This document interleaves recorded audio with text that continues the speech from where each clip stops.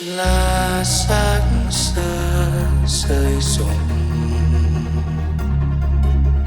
ôm nỗi sầu thầm lặng,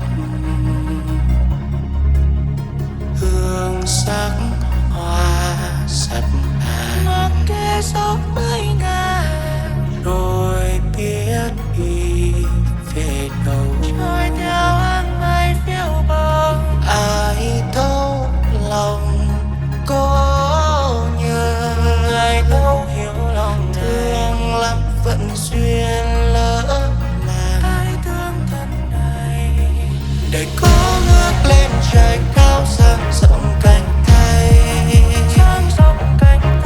từng cánh chim bay là lời nhưng nào ai hay. Ai có thấu trao chờ mùa xuân tới thân này chơi vơi, chờ khắp thế gian im lặng.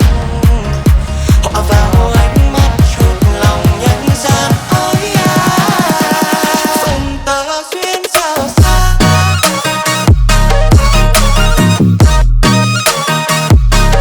Duyên sao xa, phần tơ duyên sao xa, phần tơ duyên sao xa.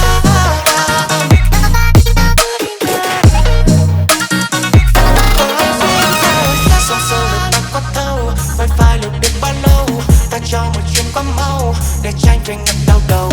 Con tim này ai dẫn lối, chỉ mong đừng vô góc tôi. Cứ chốc vài giây bối rối hay nghĩ suy. Đừng để ta chơi vơi làm chi, dứt khoát đất chắc đã rồi bi. Thôi dứt khoát biệt ly, buông đôi tay chấm mệt và đi.